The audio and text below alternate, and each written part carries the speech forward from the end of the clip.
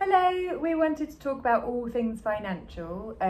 It can feel like a bit of a minefield when you're looking to see what you're entitled to, what you should look at, what you shouldn't look at. It isn't your job to know what you should and shouldn't look at, so we thought we'd try and include a few helpful things to guide you. And there's also referrals that we can do for you.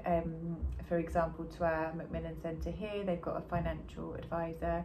The Brain Tumour charity also have a financial support line, so we can get you appointments for clinics, or your local Citizens Advice Bureau often has an attachment which can help you with financial advice as well. So we wanted to look at things for all the range. So some paperwork that's quite important is your lasting power of attorney and a will.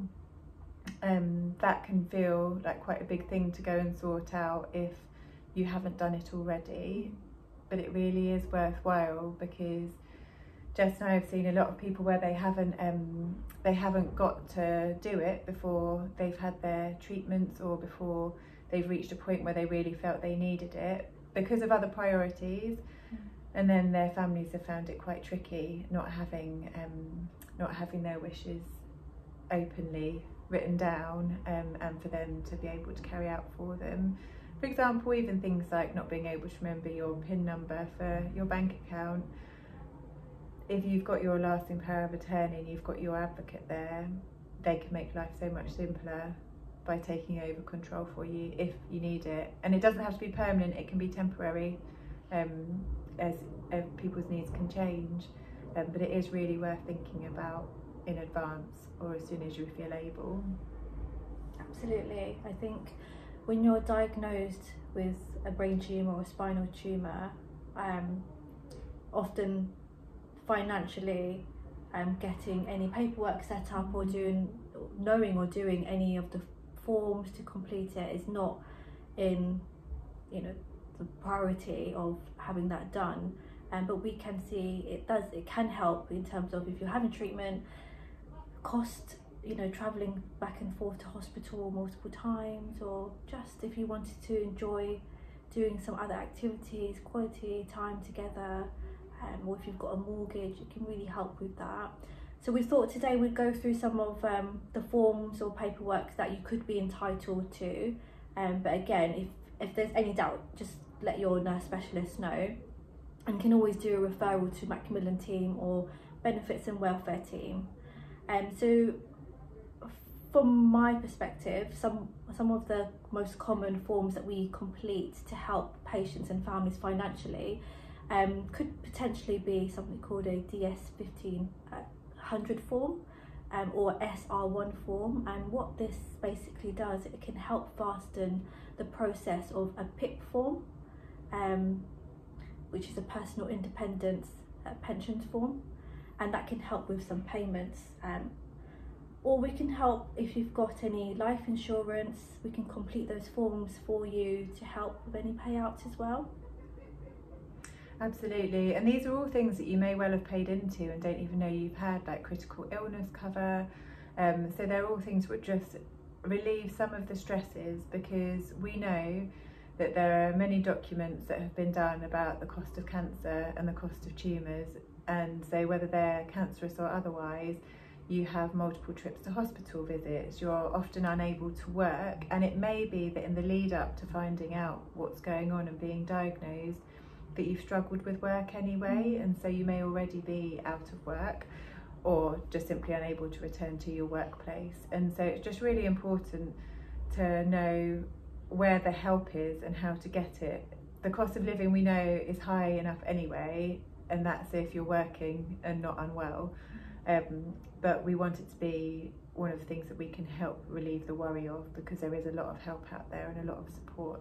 It's just knowing where to look for it and not feeling that you have to navigate it all by yourself.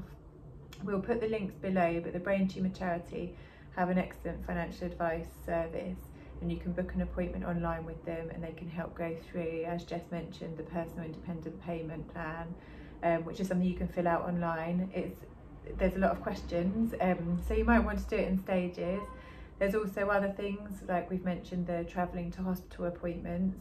that there's your blue badge, that if you're having mobility issues that you could be entitled to, and that also means you're exempt from the congestion charge. So if somebody was bringing you up for treatment, you could use your blue badge and then you could park somewhere that you can actually then access the hospital from, opposed to the parking, which isn't plentiful in any of the hospitals in London, especially at the moment where half the car park's being taken up with building work. So it could be really useful, and it means in your recovery, things that you didn't even want to do before, like going to the supermarket, you can go because you can park nearby. And actually sometimes part of your rehabilitation is simple things like going to do the shop, you know, with your loved one. Yeah, definitely. And I think if in doubt, just ask the team. We can always do a referral. If we don't know, we'll ask the team who would know to see what you're entitled to. It could vary from person to person. So there's also attendance allowance as well. But there's so much support out there that we can signpost you to. Also Macmillan grant forms for patients that are eligible for that, for any other extra support. Yeah, they're really helpful. Things like if your washing machine breaks down and you're already struggling, having a grant for something like that, because let's be honest, we all need one, and so it's something that you don't necessarily have the money for, but you have to find it because you need to be able to wash your clothes. And being able to access a grant, it goes, if you're eligible for it, it goes straight into your bank account. There are certain criteria, so you can't have received a previous grant within 6 years, but they are very generous grants, which are very easy for us to fill out an application for you for. So do let us know if you think you might be eligible or there's something that might help with. All of this information is just trying to make life easier, and we know that a lot of arguments with or without a brain tumour in life come from financial struggles, and so if we can help eliminate some of those for you, then it's definitely worthwhile your time watching this. So we'd like to move on to something a bit happier and thinking about financial support around travelling. So things like travel insurance becomes a minefield in trying to know what are you insured for, where do you get insurance that you can afford and then still be able to afford to go on the holiday in the first place. Do you have to go? Like, do you have to have travel insurance to go? Well, of course you don't, but if you run into difficulties, then obviously the cost would all be on you and you'd have no insurance to cover you. Similarly, if you don't declare your condition to your insurer, then it invalidates your insurance. Yeah. And unfortunately, insurers are businesses who potentially could say that if you broke your ankle, it's because you've been on steroids due to your brain tumour, which you didn't declare, and therefore you wouldn't be covered for a broken bone either. So we want any holidays to be really enjoyable because it's precious memories and a very special time which you're putting your hard-earned money into. So we've got some links that we can put for you underneath this, which hopefully will help you to be able to go on your dream destination and be able to enjoy it. Peace of mind. Absolutely. And also with regards to travel, if you are travelling away, you might want to ask your nurse specialist for a copy of your latest clinic letter to take with you in case you ended up having something happen and needed to go into hospital, and then you've got a record of your drugs and the treatment that you've had so far. So that's easy to provide for you. And it just means that if you're forearmed, then hopefully you can go, put that in the back of your suitcase, not think about our faces while you're away, and just have a lovely time.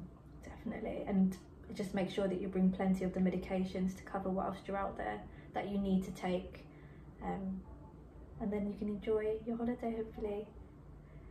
But most of the links, most of the patients that I find to ask me about travel insurance, the links that we'll offer below from the Brain Tumour Charity or Brain Trust, where they are insured insurance companies where patients have confirmed back to us that it's been really helpful, and the how much they charge is different to other insurance companies, so it has made a difference, and hopefully you'll find it helpful as well if you're booking a holiday and need insurance. And probably our lovely surroundings here have made you think about holidays with our inspiring door behind us. So you can imagine the sun setting now with your pina colada on the side. So get booking your holiday and get checking out the holiday insurance.